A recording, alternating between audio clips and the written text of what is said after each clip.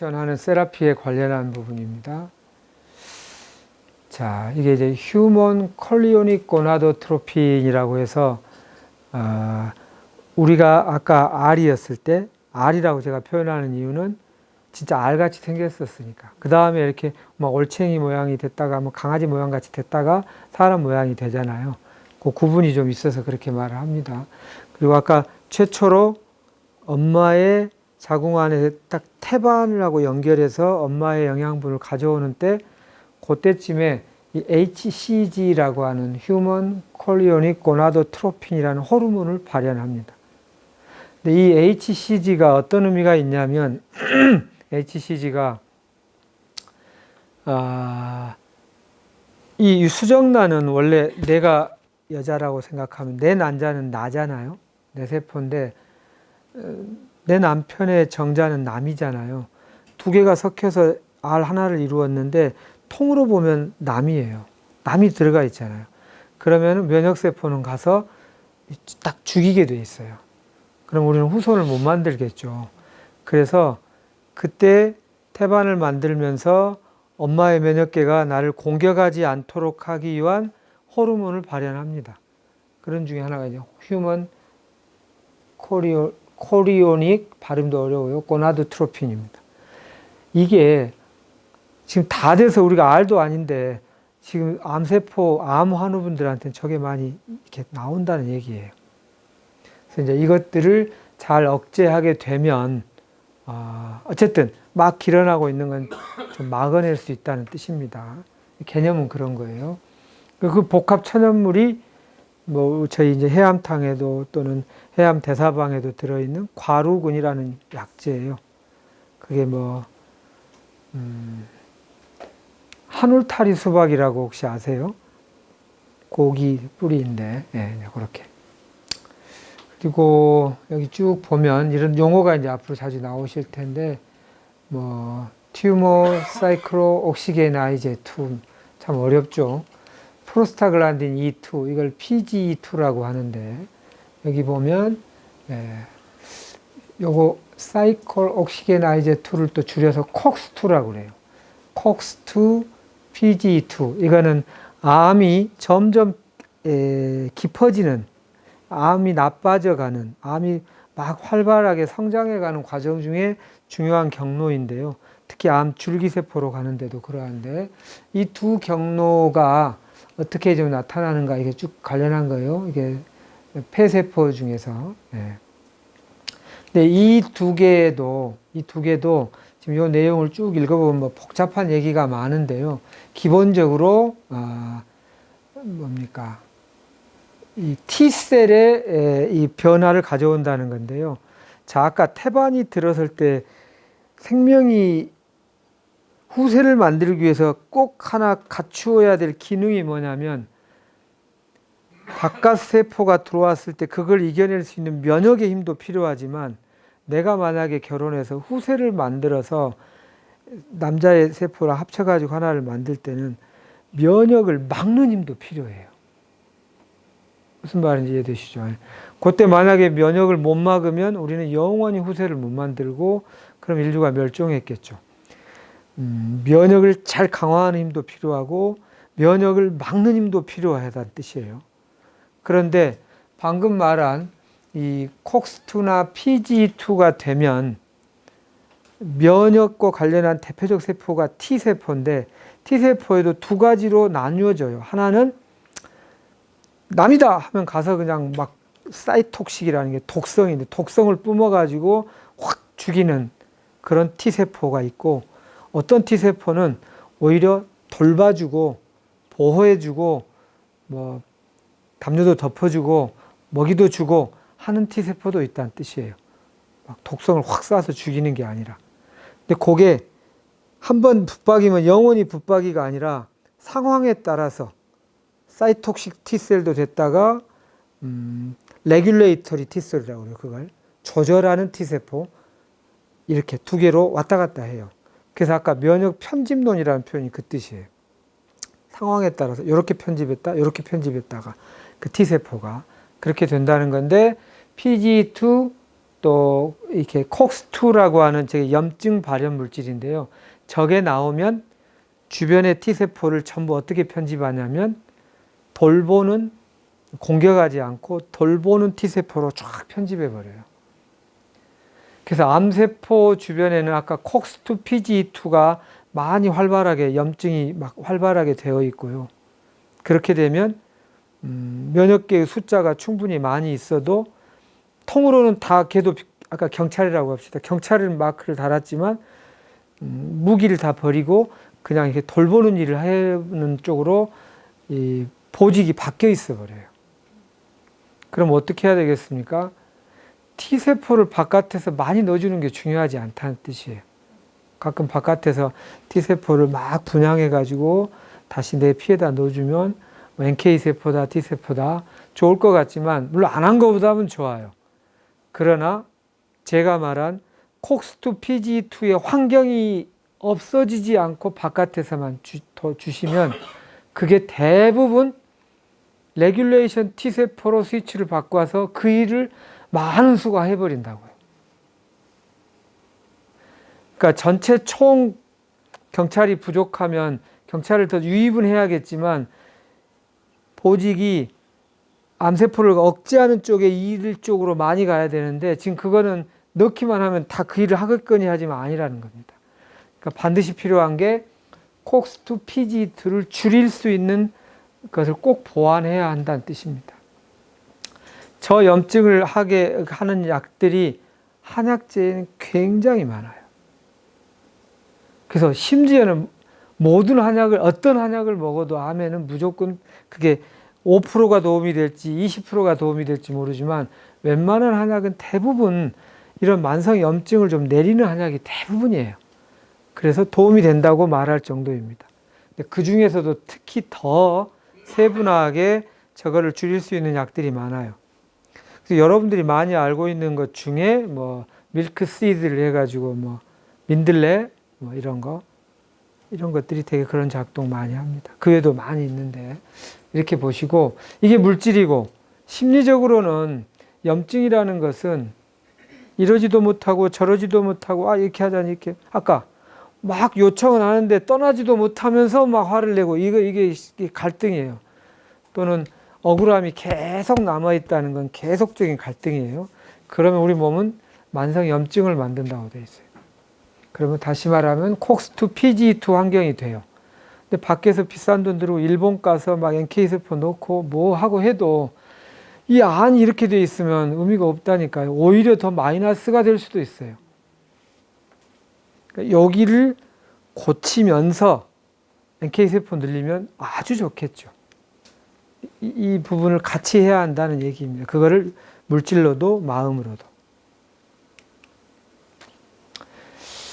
그리고 이제 우리 대사치료, 대사라는 것은 신진대사, 새로운 것, 진부하다는 진짜예요. 묵은 것이 교대로 잘 길을 양보, 사양해가지고 들고 날고를 잘한다는 뜻이에요. 신진대사. 그때 새로운 것이 영양분이잖아요. 영양분 하면 세 가지. 포도당, 그다음에 단백질, 지방이죠. 이 세 가지 각각의 특징이 있어요. 포도당의 특징은 빠르게 에너지원이 돼요. 빠르게. 그래서 제일 효율성이 높은 에너지원은 그래서 포도당이라고 하죠. 그런데 암세포의 대표적 이 홀마크라고 한 특징을 보면 방점이 항상 빠르게에 들어가 있어요. 빠르게 숫자를 늘려야 되고 빠르게 어떻게 해야 되고 빠르게가 되어 있어요. 그러니까 우리가 암 쪽으로 가고 돌아가고 그쪽하고 파장을 맞추시고 싶으면 나도 모르게 말 중에 빠르게를 많이 하시면 암 쪽으로 가는 겁니다. 이거 빨리 안 되나요? 막 이런 거. 이게 확 그냥 탁 어떻게 안 없어지나요? 이런 거 탁 이게 암 쪽하고 이게 딱 파장이 맞는 겁니다. 언젠가 되겠죠, 뭐. 꾸준하게 해보죠, 뭐 좀 더 가보죠, 뭐. 이런 말투가 이제 가까운 거죠. 자, 그렇게 빠르게 하는 포도당이 에너지원으로 되는 과정이 여러 경로가 있는데요. PK라고 그래요. 피루베이트 키나제라고 하는데 에너지원으로 만들어지는 과정에 PKL, PK 뭐 M, PKL, PKR, PKM1, PKM2 이렇게 4개나 있는데요. 그 중에 PKM2라고 하는 포도당을 이렇게도 가고 이렇게도 갈 수 있는데 이쪽 경로로 가면 암이 커지는 방향으로 간다는 뜻이에요. 건강한 세포도 포도당이 필요하죠. 에너지원으로. 그런데 그렇다고 해서 포도당이 암세포가 빨리 땡긴다고 해서 포도당을 아예 안 먹어버리면 건강한 세포도 굶어 죽으니까 곤란하잖아요. 그래서 이걸 착 연구해 봤더니 경로에 따라서 이 경로의 일부를 잘 막으면 되더랍니다. 이쪽으로 가면 뭐 와버그 효과가 커진다. 와버그 효과란 희한하게 암세포는 주변에 산소가 있어도 산소를 안 쓰고 산소 없이 산소까지 쓰면 36ATP라는 ATP는 에너지 화폐라고 해서 에너지를 36만 원을 벌 수 있는데 기어이 2만 원만 벌어요. 이 ATP밖에 안 벌어요. 왜 이렇게 어리석은 짓을 할까? 대신 이 ATP를 빨리 벌 수 있어요. 빨리. 조금 시간이 느긋하면 36을 벌 수 있는데 빨리 이게 빠져 있으니까 이렇게 안 하고 산소가 옆에 있어도 산소랑 영양분이 합쳐지면 36ATP를 얻는데 산소 없이 포도당만 갖고 에너지를 빨리 만들면서 이 산소가 있어도 혐기성 대사를 한다. 그게 와버그 이펙트입니다. PKM2 경로가 이쪽을 잘 자극하고 해요. 그 외에도 여러 가지가 있는데 이거 뭐 좀 줄여보죠. 뭐 이 앞번 얘기한 거하고 비슷해요. 뭐 이게 캔서의 그 스템니스 그러니까 줄기세포 쪽을 키운다. 또 캔서의 신생혈관을 만든다. 뭐 또 유전자가 좀 불안정하게 만든다. 암이 전이되게 만든다. 또 암과 유관된 염증을 계속 일부러 만든다. 그래야 그 염증이 있을 때 T세포가 나를 공격 안 하니까. 그래서 암은 주변을 염증 환경으로 만들길 좋아해요. 그래야 나가 보호되니까. 뭐 또 이건 또 엑소사이토시스라고 안에 뭔가 나를 해친 게 들어오면 퍼내버리는 거를 말해요. 이런 기능도 가지고 있어요. 이렇게 PKM2 경로를 가면 이런 우리 암 치료하자는 입장에서 안 좋은 게 많다라는 거죠. 자, 그래서 뭐 그런 거를 이렇게 쭉, 이건 앞에 얘기하고 거의 비슷하니까 생략할게요. 자, 아까 신생혈관 얘기를 좀 해보겠습니다. 신생혈관이라고 하는 것과 저산소 환경이라는 것과 또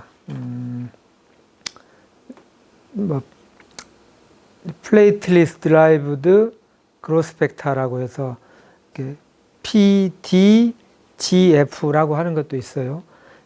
혈소판이 너무 많다.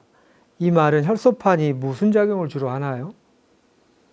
혈액 응고작용을 주로 합니다. 우리가 다쳤을 때 빨리 혈소판이 부족하면 지혈이 잘 안 될 수 있어요.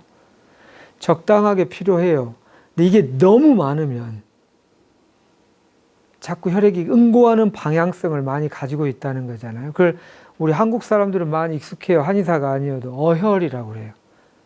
그 끈끈한 피, 요새도 혈전 뭐 이런 것처럼 그런 성분이 좀 많을 수 있겠다라는 건데 그것 또한 해롭다는 건데 그것을 너무 많지 않게 하는 게 필요해요. 그런데 이게 하나로 묶어졌다는 게 뭐냐면 상처를 입으면 빨리 출혈을 막아야 되니까 지혈 기능이 동물은 많이 발달해 있다 그러죠. 그래서 빨리 혈소판이 착착동해서 지혈을 해요. 지혈을 하면 여기가 저산소 환경이 돼요. 저산소 환경이 되면 수백만 이렇게 잘리면 이게 세포수로 따지면 수백만 개일 겁니다. 수백만 개가 빨리 복구해야 되잖아요. 근데 빨리 복구하는 게 아까 R이었을 때 10달까지는 22조 배의 속도로 되잖아요. 이때 생명이 복제하고 증식하는 방법을 뭐라고 크게 대별해서 말할 수 있냐면 단세포가 복제하고 증식하는 방법이다. 단세포들은 뭐 세균 하나 있으면 금세 막 쭉 늘어나잖아요. 지금 우리 뭐 코로나도 그러하고 이렇게 빨리빨리 증식하잖아요. 근데 다세포 생명체는 그렇게 빨리 증식할 수가 없어요.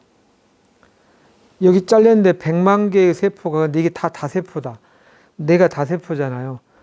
아유, 인구수가 너무 부족하네. 빨리 인구를 만들어야 되겠네. 해가지고 하루에 하나씩 막 만들기 어렵잖아요. 하루에 하나도 너무 늦죠. 하루에 100만 개를 만들어야 되는데. 제가 아무리 왕석한 생식력이 있다고 하루에 100만 명의 아이를 만들 수 없잖아요. 다세포 생명체는 그렇게 효율성이 떨어져요. 단세포 생명체가 만드는 방식을 취하게 돼 있는데 그 조건이 뭐냐면 저산소일 때 그게 잘 되게 돼 있어요. 그 이유는 이 지구상에 단세포가 많아 대부분이었을 때 지구상에 그때 지구 환경이 저산소 환경이었어요. 그 저산소 환경에 적응한 생명체들이 다 단세포들이었어요. 근데 지구에 산소가 많아지면서 급격히 다세포 생명체가 많아졌어요. 우리는 다세포 생명체가 주고 단세포적인 생명 만드는 방식을 일부 가지고 있는 존재예요. 왜 단세포 생명체를 일부 가지고 있냐면요. 만일의 경우 수백만 개 세포가 갑자기 손상이 되면 천천히 늘리면 안 되니까 상처 복구를 빨리 해야 되니까 비상으로 가지고 있는 게 단세포 생명체의 생명 방식을 가지고 있어요. 근데 암은 단세포 생명체로 돌아간 거거든요. 우리가 맨날 비상의 상태가 많았다는 얘기예요. 여유롭고 편안하고 안정되기보다는 이번에는 긴장해야 돼. 이게 하루 이틀이 아니라 아니야 이번에도 긴장해야 돼. 이번에 자칫 긴장을 놓치면 큰일 나. 이게 계속된 거죠. 그게 뭔가 책임감이든 의무감이든 죄책감이든 뭔가 억울함이든 이런 것 때문에 그게 근본 원인이에요. 그 응어리가 아직도 여기에 남아서 그걸 계속 자극하고 있어요. 빨리 세포 많이 만들어라고. 급격하게 빠르게 만들어라고. 내부가 이렇게 신호를 보내고 있는데 밖에서 아무리 해도 우리 온몸은 빨리 만드는 방향성을 갖는다고요. 암이 나와 있는 거 죽이면 또 나오고 죽이면 또 나와. 왜냐하면 지금 내부의 대의 명분은 3.1 독립운동 하듯이 우리는 독립해야 한다는데 그쪽이 돼 있는데 이렇게 해봤자 제가 지금 그 하나하나를 죽이는 걸 이렇게 표현하는 거예요. 3.1 운동이 처음에 힘센 장정들만 나올 줄 알았더니 여자들도 나오네. 여자들을 죽이려면 어떻게 하는 게 좋아? 연구해와. 할머니들도 나왔대. 할머니들 62세 할머니들을 죽이는데 효율적인 방법을 연구해와. 67세도 나왔다는데 67세 할머니들을 애들도 나왔다는데 이렇게 하는 거나 마찬가지. 그럼 나중에는 0세부터 90세까지 죽이는 방법을 90가지 약을 막 다 해가지고 한다 해도 옆집 사람이 보고 옆 나라에서 너무 안 됐다 해가지고 걔네들이 남의 나라 일에 와서도 목숨 걸고 싸우는 경우가 있잖아요. 뭐 그 체게바라 이런 친구는 지 나라 일도 아닌데 가서 막 그러고 했잖아요. 그럴 수도 있어요. 그럼 전 세계 사람 어떻게 죽여야 되나 이래야 되면은 이게 이기는 싸움이겠냐고요. 물론 아주 큰 덩어리들은 그렇게 하는 것이 시간을 벌고 효율성을 일부 갖는 것이지만 이 내부를 하지 않고 그것만 의존한다는 것은 필패다는 뜻입니다. 내부를 하면서 바깥의 그런 것들을 활용하면 매우 현명한 것이지만 내부를 하지 않고 하는 것은 어리석다. 그 얘기를 하고 싶은 겁니다. 여기에 이제 뭐 항암 타겟을 갖고 하고 있는 뭐 아까 이게 글루트가 포도당을 이렇게 쫙 흡수하는 그 리셉터가 암세포가 건강한 세포보다 뭐 한 50배 뭐 이렇게 발달해 있다고 해요. 그러니까 포도당이 한꺼번에 확 들어오면 PKM2 쪽으로 가기가 좋게 돼 있어서 이 경로를 잘 좀 막는 게 뭐 약물 중에 2DG라고 하는 우리 대사치료 서양 약물로 하는 분들 중 보면 저 약물 얘기가 자주 나와요. 그게 현재 임상 1상에서 뭐 연구 중이다 뭐 이런 얘기입니다. 근데 저거 하나만 막는다고 되는 건 아니고요.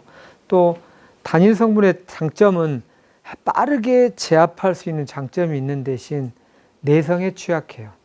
왜냐하면 아까 여기를 막았는데 옆으로 나오면 모르는 거죠. 그러니까 예를 들어서 단순 작업에 익숙한 사람들이에요. 그 단일 성분은.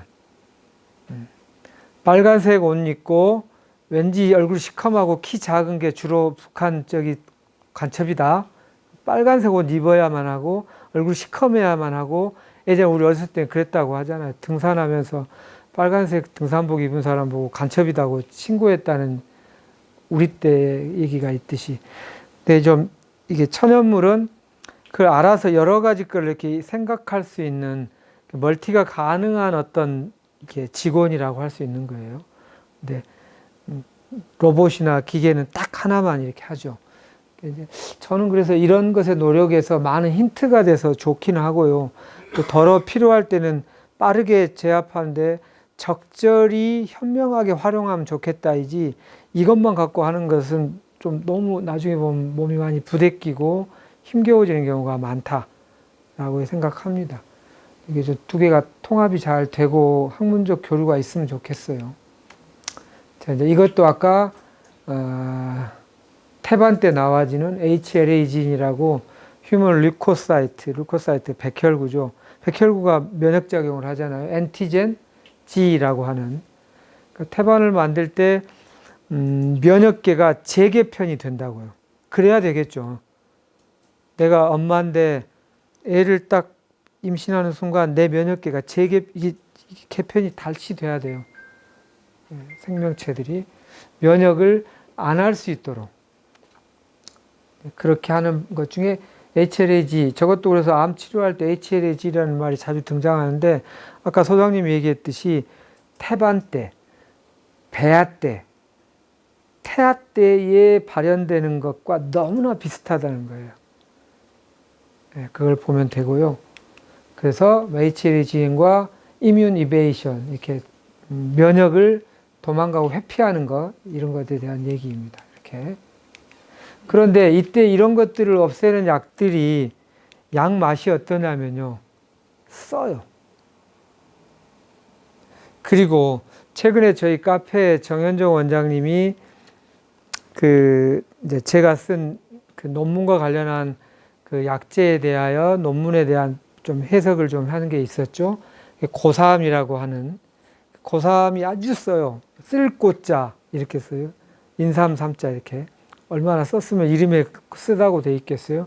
이걸 우리 생활에서는, 우리 동양에서, 한국에서는 썼는데 언제 썼냐면 젖댈 때 썼어요.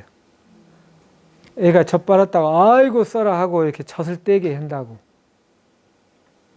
이 말이 상징하는 바가 커요. 우린 젖을 떼야 돼요. 아까 심리적 유착 상태, 부모에게 정서적으로 아직 융합되어 있는 상태, 남을 원망하는 거하고 그건 같은 거라고 그랬죠. 그래서 지금 원망할 것이 근데 있으면 지금 당장 없애세요. 한다 없어지는 게 아니고 그걸 어떻게 해서든지 뭐 역할극을 하든지 심리치료를 받든지 빨리 해결해서 풀 건 풀고 강력하게 해야만 해요. 그게 안 되면 아직 심리적 젖대기가 안 된 거예요. 그래서 그 정현종 원장이 마지막에 그 심리적 이유한다고 그러죠. 젖을 떼는 거를. 그때 그 허전함과 그 부분까지도 그래도 해야 되긴 하지만 허전할 때 좀 이렇게 품어줄 수 있는 공동체였으면 좋겠다. 여기 해암이 이런 표현을 어느 시인의 시를 인용해서 썼는데 매우 적절한 표현 같아요. 우리가 그래서 이런 약들이 젖대는 데 쓰는 약이 많아요. 고산뿐만 아니라 뭐 황련, 황백 뭐 이런 것들이 다 어렸을 때 여기다 젖꼭지에 발라서 했던 약들입니다. 그게 신기하지 않아요? 심리적 젖대기와 이게 비슷하다. 이렇게 얘기를 하고요. 뭐 이 정도로 얘기를 해보겠습니다. 우리가 또 후속 유전학 시간에 얘기를 하기로 하고 뭐 제 발표는 이 정도로 마치겠습니다.